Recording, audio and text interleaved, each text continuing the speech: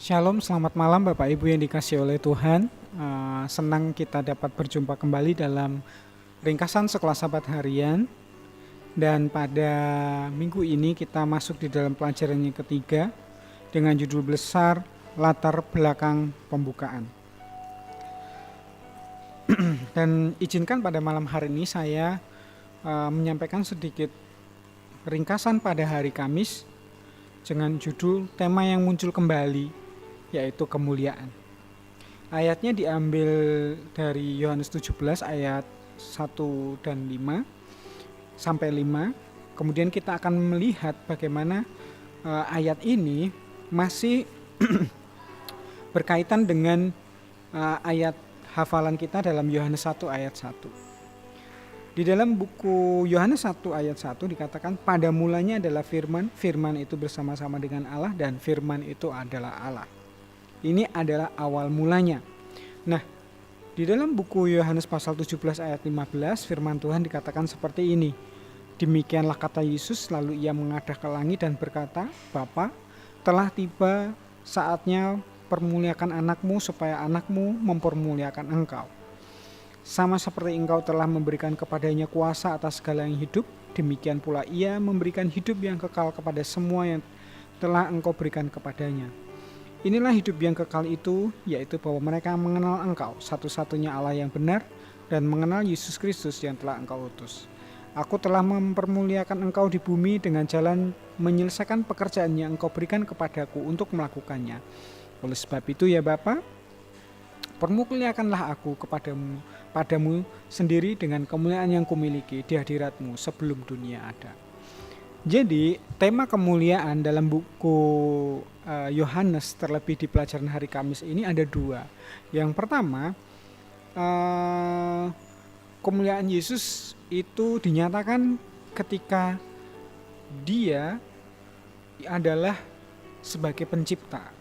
Dia bersama-sama dengan Allah. Kita kembali di ayat hafalan kanti dikatakan bahwa pada mulanya adalah firman, firman itu bersama-sama dengan Allah dan firman itu adalah. Dan firman itu sendiri adalah perwujudan dari Yesus. Jadi kemuliaan Yesus itu nyata ketika dia menciptakan dunia ini. Ya.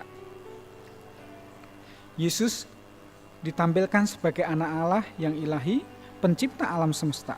Sekali lagi, segala sesuatu yang tadinya tidak ada menjadi ada. Hanya oleh karena melalui Yesus Kristus. Oleh sebab itu, Yesus patut untuk dimuliakan. Yesus sangat layak untuk dihormati. Ya. Karena dunia ini, bahkan kita saat ini, keberadaan kita saat ini adalah oleh karena karya Kristus yang ajaib dalam kehidupan kita. Tanpa Kristus kita tidak ada. Baru kemudian tema yang kedua adalah kemuliaan Yesus itu dinyatakan ketika dia menjadi manusia, ketika dia berinkarnasi menjadi manusia yang berdosa sama seperti kita, tinggal di dalam tubuh yang daging yang bisa dicobai, namun ia tidak melakukan kejahatan atau ia melakukan dosa. Dan waktu permuliaannya itu kapan adalah ketika Yesus harus menghadapi salib. Ya. Kalau kita melihat dari sisi duniawi ya, salib itu adalah sesuatu yang sangat memalukan. Itu adalah eksekusi yang paling memalukan dan paling merendahkan di dalam dunia Romawi kuno. Ya. Itu adalah hukuman yang paling hina bagi seseorang yang dijatuhkan kepada seseorang. Ya. Dan itu adalah kematian yang sangat tidak layak bagi seseorang. Tapi kita tahu bahwa pada akhirnya melalui salib ini, Yesus dapat mengubah salib yang adalah kehinaan ini menjadi satu kemuliaan. Jadi melalui salib, melalui jalan salib, ataupun melalui kematian Kristus di atas kayu salib adalah satu tempat keselamatan. Salib itu adalah tempat di mana ada belas kasihan. Salib itu adalah tempat di mana Allah memberikan dirinya kepada Bapanya. Dan melalui salib inilah kemuliaan Allah itu dinyatakan ketika Yesus sebagai manusia yang berdosa namun tidak berbuat dosa menanggung segala dosa dunia di dalam dirinya. Dan ketika dia dibangkitkan, disitulah menjadi satu pusat keselamatan itu lengkap di dalam diri Yesus ya. Jadi kemuliaan ini ada dua, di mana Yesus yang dulunya dia adalah bagian dari Sang Pencipta. Kemudian yang kedua, kemuliaan dinyatakan adalah ketika dia menjadi sama seperti kita dan mati di atas kayu salib. Ini adalah dari dua hal ini kita bisa melihat bahwa kasih Tuhan itu begitu luar biasa untuk kita sebagai manusia yang berdosa. Tuhan mengasihi kita, menciptakan kita sempurna adanya. Dan ketika kita jatuh dalam dosa, Tuhan tidak membinasakan kita atau Tuhan tidak menghapuskan kita. Tapi Dia mau menjadi sama seperti kita dan rela mati untuk kita supaya kita ditebus, dipulihkan, dan kita diangkat kembali, dilayakkan untuk menjadi ciptaan yang seperti semula. Ini adalah melalui pelajaran ini kita dapat melihat bahwa kasih Tuhan begitu luar biasa. Itulah sebabnya kenapa Injil Yohanes menulis begitu luar biasa. Seorang